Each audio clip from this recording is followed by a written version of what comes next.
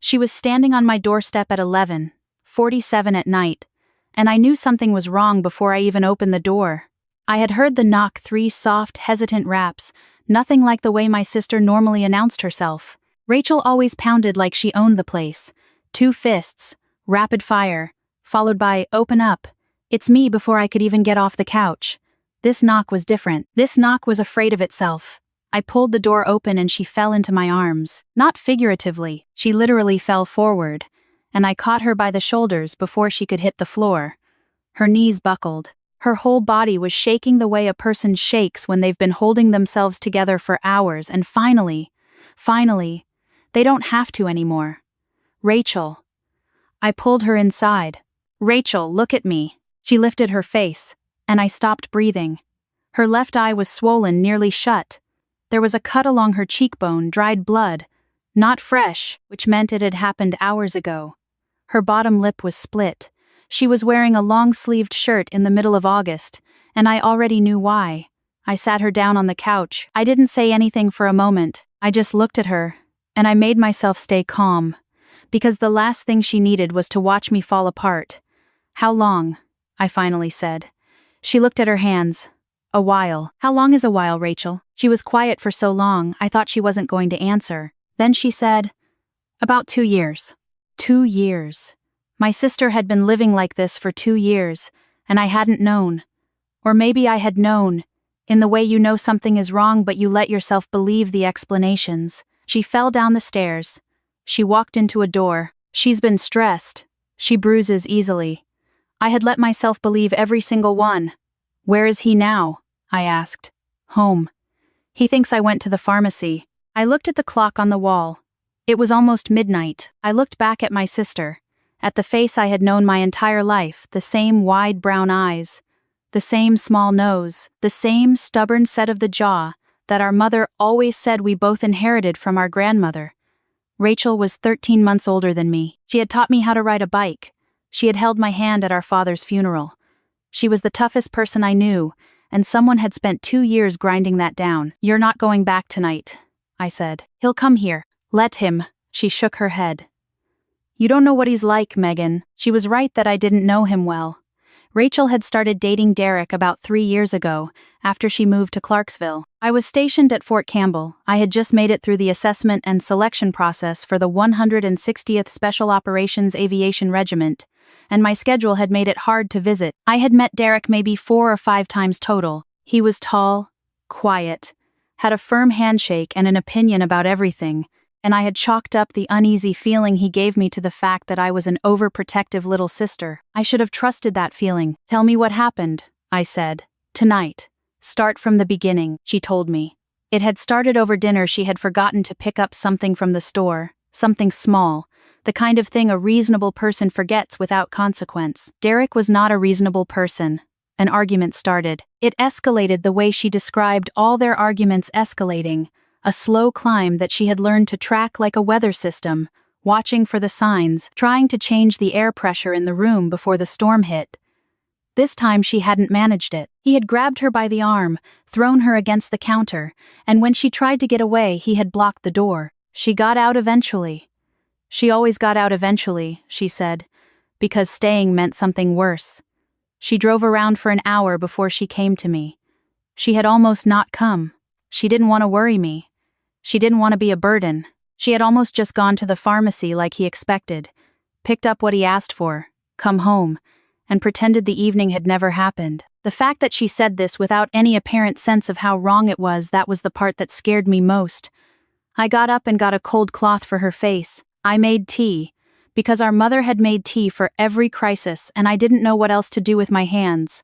I sat back down across from her, and I said, "Does anyone else know?" She shook her head. "Her friends? Her coworkers? He doesn't really like me spending time with. I've been pretty busy, so..." I recognized that. The way she had started to say one thing and caught herself. The way his control had become her own voice in her head. "Okay," I said. I sat with that for a minute. "Okay." She looked at me. "Okay, what?" I told her my idea. She said no immediately. "Absolutely not. It was crazy. It was dangerous. It could get me hurt. It could make things worse for her. He wasn't stupid. He would figure it out right away. I let her say all of it. Then I said, "Rachel, look at me." She looked at me. "Have I ever let anything bad happen to you?" She opened her mouth and closed it again. The thing people who don't have a close sister don't fully understand is how deep the resemblance can run. Rachel and I weren't twins. That was the first thing I told anyone who asked. 13 months apart. Not twins, but we had been confused for each other our entire lives. Same height, same build, same dark hair. A few years ago I had cut my hair short for the military, but it had grown back out during a longer stateside stretch, and it was nearly the same length as hers now. I had a small scar on my chin from a fall when I was 8. She had a small mole on the right side of her jaw. Up close, in good lighting, the differences were clear. In a dim apartment, to a man who thought he already knew exactly who was coming through the door, "He works the early shift," Rachel said slowly, despite herself. "He leaves at 5:30. He usually falls asleep in the living room around 9. Does he know I'm back from deployment?" She hesitated. "I didn't tell him you were back. I didn't want him knowing my business." Something like a plan started taking shape. I want to be honest about what I was thinking, and what I wasn't thinking. I was not thinking clearly. I was sitting across from my sister at midnight, looking at what someone had done to her face, and I was not operating from the most rational part of my brain. I had spent the last few years in a job that required me to be calm and precise under pressure, and I want to say that training kicked in, that I was strategic and measured. But the truth is, I was furious in the way you can only be furious about someone you love, the kind of furious that doesn't leave much room for anything else. What I had was a plan, and the plan was simple. Derek thought he knew exactly who lived in that apartment with him. He thought he knew exactly what she would and wouldn't do, what she would and wouldn't say, how far she could be pushed, and what she would accept. He had spent 2 years making her smaller and smaller until she was a version of herself he felt comfortable with. He had never met me. Rachel went home that night. I didn't like it, but she was right that disappearing would only make him angrier, and angrier meant more dangerous. We agreed on a plan. She would go back, act normal. And the next afternoon, a Saturday, when Derek would be home, when Rachel would tell him she was going to get her hair done, she would go to my apartment and I would go to hers. We spent an hour on the details. She lent me a shirt. I practiced her walk, which was slightly different from mine. She favored her right side, an old volleyball injury. She told me Derek's habits, his triggers, the things that set him off, the things that calmed him down. She told me where she kept her car keys and her important documents, in case she needed to leave quickly. She told me the layout of the apartment. And then she told me the thing that settled it completely. "He took my phone," she said, "at the door. 2 weeks ago. I have a new one he doesn't know about. That's how I have your number, but he took the old one and he goes through it. He took it so I couldn't call anyone." I looked at her. "I didn't have anyone to call for 2 weeks, she said, "until I remembered you were back." I hugged her for a long time. Then I watched her get in her car and drive away, and I stood in my doorway until her taillights disappeared. The next afternoon, I pulled into the parking lot of her apartment complex at 2:30. I was wearing her shirt, my hair loose the way she wore it. I had her spare key. I had my phone in my back pocket, and my full attention focused. I let myself in. The apartment was dim, blinds half closed against the afternoon sun. The television was on some sports commentary, low volume. Derek was on the couch. He glanced up when I came in, and for one moment I watched his face, looking for any flicker of recognition, any sign that he saw something wrong. He looked back at the television. "You're back early," he said. "Appointment was quick," I said. I kept my voice light, kept Rachel's cadence, moved to the kitchen the way she had described. She always moved when she came home, going straight to the counter, putting her purse down, not making eye contact if she could help it. I had been in high-pressure situations before. I had been in situations where the wrong move had real consequences, where staying calm was not optional, where everything depended on performing a role so precisely that no one questioned it. This was different because it was personal. But the skill was the same. I made myself busy in the kitchen. I listened. He came in about 20 minutes later. He leaned against the doorframe in a way that was probably supposed to seem casual and didn't. "You get the dry cleaning?" Rachel had told me about the dry cleaning. She had forgotten it last week, and it had been, according to her, a whole thing. I had the ticket in her purse. "I'll get it Monday," I said.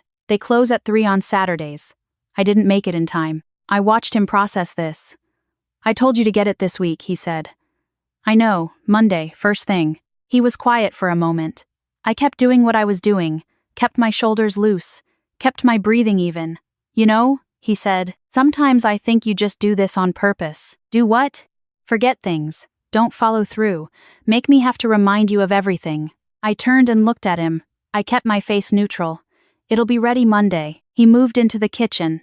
He was taller than me by about 5 inches, and he was using that now, moving closer than necessary, crowding the space. This was something Rachel had described the way he used his size as a form of communication before he ever said a word. You know what your problem is? He said. Tell me, I said. He went through a list. I listened to all of it. I let him say everything he had to say, and I kept my face still, and I watched him the way you watch something when you're deciding what it is exactly. He was not a frightening man in the way that some people are frightening. He was frightening in the way that a slow leak is frightening, not dramatic, not explosive at first, just a steady, patient pressure that eventually destroys whatever it's working on. He had been working on my sister for 2 years. Are you even listening to me? He said. Yes, I said. I heard every word. Something shifted in his face. Not a big shift, just something that moved behind his eyes. He had expected something different, a flinch maybe, or an apology. Then why don't you act like it? He said. Because, I said, and I let my voice come out the way my own voice sounds, not Rachel's. What you just said doesn't deserve a response. Full stop. He stared at me. I watched the confusion move across his face, the sense that something was wrong, that the ground had shifted under him, that the person standing in his kitchen was not behaving according to the rules he had written. He was used to those rules. He had written them carefully over 2 years. They were supposed to be permanent. What did you just say to me? He said. You heard me. He reached out and grabbed my arm. I want to be clear about what happened next, because it matters. I didn't hurt him. I want to say that plainly. What I did was remove his hand from my arm, apply enough pressure to make the mechanics of the situation very obvious to him, and step back. It was efficient. It was controlled. It communicated exactly one thing. This is not going to go the way you think. He was breathing hard. He was looking at me like he didn't know what he was looking at. I'm not Rachel, I said. The silence that followed that sentence was one of the stranger silences of my life. I watched him work through it, watched the confusion, the disbelief, the replay of the last 40 minutes, watched the moment he understood that he had been talking to the wrong person, that everything he had said, every small cruelty, every calculated piece of pressure had been witnessed and recorded by someone who was not afraid of him. You had no right, he started. She came to my door last night, I said. She could barely walk. She had a cut on her face and she was shaking and she hadn't called anyone in 2 weeks because you took her phone. I took a breath. He started to say something about this being none of my business. I let him get about 1 sentence in. I'm going to say this once, I said. So I need you to listen carefully. I know about the last 2 years. I know about the stairs and I know about the door, and I know about the things you say at night when you think no one will ever find out. I know because she told me, and I believe her, because I know my sister, and I know what a person looks like when they've been through what she's been through. I looked at him steadily. She is leaving. She's going to take everything she needs, and she's going to go, and you are not going to make it difficult. And if you do make it difficult, if you call her, if you show up, if you so much as send a message, I will be the first person the police hear from, and I have a very clear memory and a very specific account of everything she told me last night. He said she wouldn't go anywhere.